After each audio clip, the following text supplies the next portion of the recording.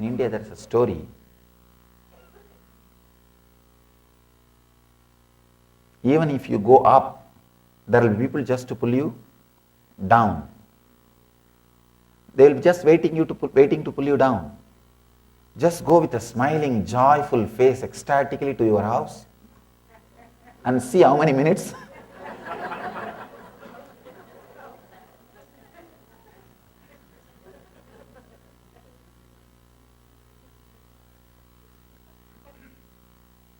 Fortunately, if your spouse is also here, then you are saved. No, otherwise, just understand. You are in ecstasy, independent of him. That is the big problem. See, if you are in ecstasy without depending on him or her, it is too much. And now naturally it will express in your body language. You will say you don't need him or her. That is another big problem. And it hurts his ego. Be like me. At the most, you can be happy with my support. Other than that, nothing else should happen. And I have seen people can't tolerate the other person's happiness, especially independent of me. That is too much. Understand, unless you create a community where the whole thing is positive, positive abhyasa is happening, put little energy, put little time to create a beautiful community around you, or spend more time in a community where the positive abhyasa is happening, you will see so many wonderful things expressing inside you. All your good or bad habits are because of abhyasa. Please understand how much one person has to struggle for meditation or yoga. That much equally he has to struggle to learn the habit of drinking or smoking or drug. I can say little more. He has to struggle. But unconsciously, society supports his unconscious abhyasa. With this, you don't have a support, the community supporting you, society supporting you. One day if you meditate and you have little knee pain, you tell your spouse, who asked you to do all these things? You will sit for half an hour and come and tell me, I have this pain and that pain, get lost. There is no support. So naturally what you will do? You will decide, why all this unnecessary risk, forget about it. And who knows what will be the outcome? Who knows what will be the product? Who knows what can be the side effect?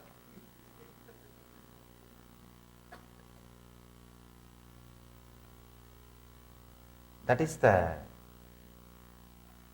reason Buddha says the sangha is equally important like a Buddha and Dhamma.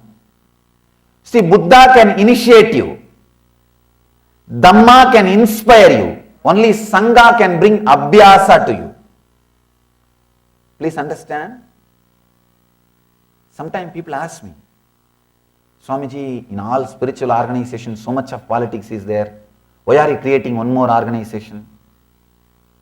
I tell them, it is necessary, devil. To create politics, you don't need two persons. One person is enough. See, morning your mind will be saying something, and night it will be saying something. It means what? Politics between you and you. So to do politics, you don't need two persons. One is enough. So it's a basic quality. Even if there is little politics, it is okay. Spiritual organization, sangha, is worthy to have. Because sangha creates so many times positive abhyasa to you. Positive abhyasa.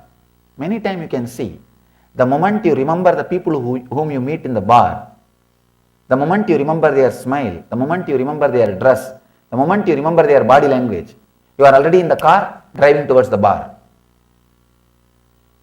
You don't even think and decide. Their very company gives you the courage. All your doctor's advice, no, your life will be reduced, risk of cancer, risk of this, risk of that. I know a guy who was drinking and smoking for 95 years and he was all right. You don't understand, he's an exemption, not a rule. He would have lived for 200 years. He's an exemption. But somehow, just 2-3 companies, you have all negative examples in front of you, and sometimes you don't even logically think that much. You are already there in the car and you are done.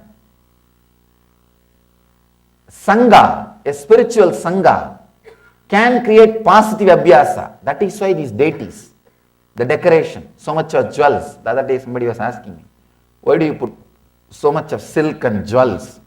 So much of decoration is done for the deities.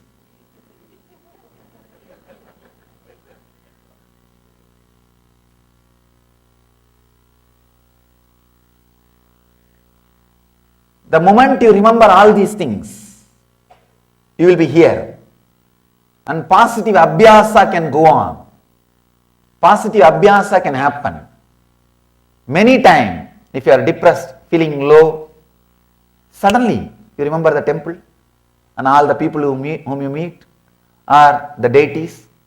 You are already in the car towards the temple. The positive abhyasa can happen. That is why so much of energy, intelligence, time, money is put in the sangha. All these things are put in the sangha. People ask me, Swamiji, after all you are teaching Advaita, the ultimate enlightenment, why don't you keep your temple empty, formless? What will you be doing? You will be gazing at that empty wall. And in the bar, people want all the decoration to create negative abhyasa, negative practice.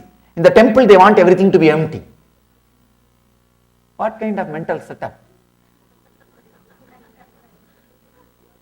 Understand what kind of mental setup?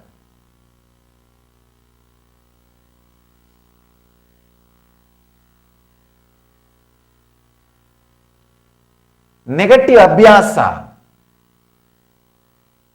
The whole civilization is based on negative abhyasa. Buddha can initiate you into the truth. He can initiate you. He can give you the fire. He can just give you the experience. And Dhamma, the spiritual scriptures, can constantly inspire you to live in that high state. Only Sangha can create the abhyasa, coming back to that same state, establishing yourself into that same state again and again and again.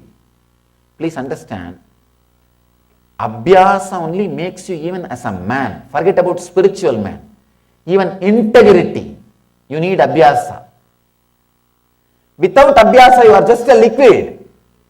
Any thought can come, suddenly morning you will see, this is your joy, this is your pain, and you will start working towards it.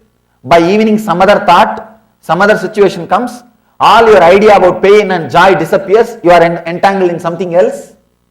Just like the incident I was telling before when I began the discourse. See, when he came to me, when he came to walk with me, the big problem, he was heavily filled with that one idea, that I am in so much love with her and she is not responding to me, she is not feeling connected to me, she is not loving me, she is not attending me. I can say this is the worst pain, big pain, the pain of rejection. That is the reason many of us start shrinking. Many of us start shrinking, the pain of rejection. Oh God, yes, I am really ready to open up. But if I am rejected, suddenly you lose respect for yourself. You lose respect for yourself. So he was in that pain. He was filled with that pain, filled with that idea.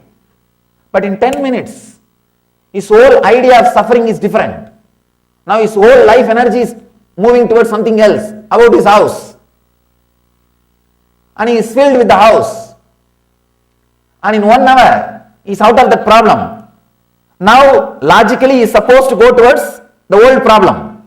He is supposed to think about her, think about how to solve that problem. But it's not there. It means what?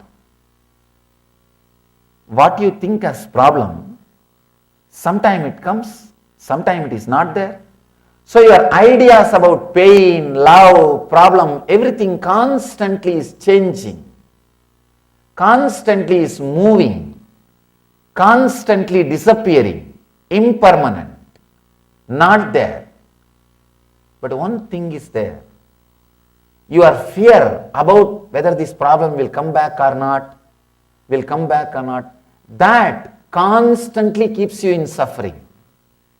Constantly keeps you in suffering.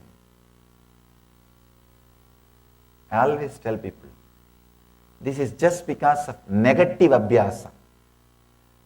Never miss a chance to be around a Buddha, to be around a sangha, to be around a Buddha, to be in the sangha. Never miss a chance. I can say that is the ultimate thing can happen to you. So many negative abhyasas which you thought, which you may not even know inside you will disappear. People come and tell me, Swamiji, I just came and stayed here for a few days and did volunteering.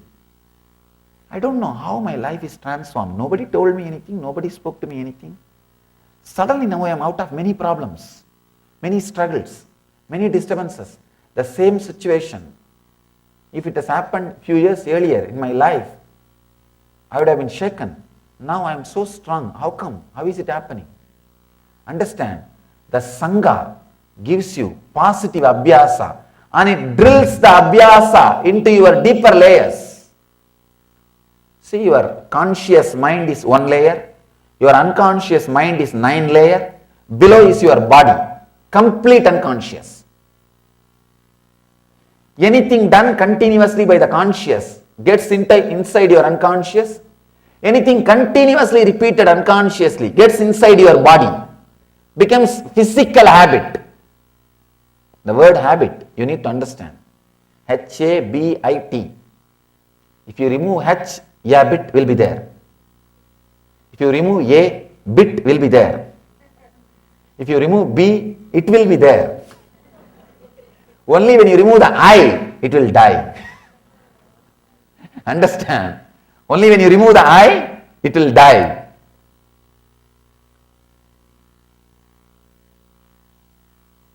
Positive things also. Consciously if you understand and practice, it will go into unconscious. If you live around the people who have practiced, who are living this truth, suddenly you will see your bio-memory will pick up the truth. Your bio-memory will pick up the truth. You are not that intelligent to question every idea. First 2-3 ideas you may question. After a few days, suddenly you will pick up all the truths from them directly.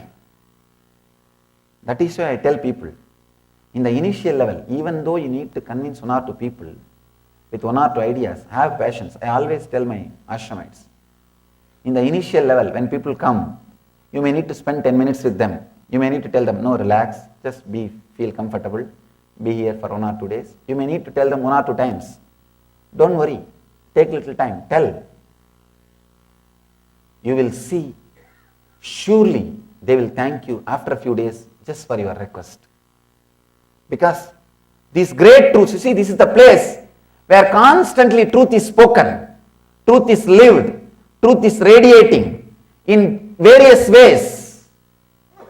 Again and again and again, these ideas are, again and again these ideas will resonate in your being. Even if you don't want, you have to listen. Somebody will be sitting and talking about 7th chakra. Somebody will be sitting and talking about yoga. Somebody will be sitting and talking about some miracle, some incidents they had with Swamiji. In a few days you will see the tremendous transformation, the positive abhyasa happening inside you. Ramakrishna says very beautifully, if you drank 1 liter country liquor At least quarter liter, the rice water you need to drink to get out of that addiction or to get out of that sober mood. Same way, if you have spent few days with the negative abhyasa, at least spend few hours in positive abhyasa. The sangha, importance of sangha. That is why Buddha says, I have created this sangha so that this truth will be kept alive continuously and transmitted to next generation.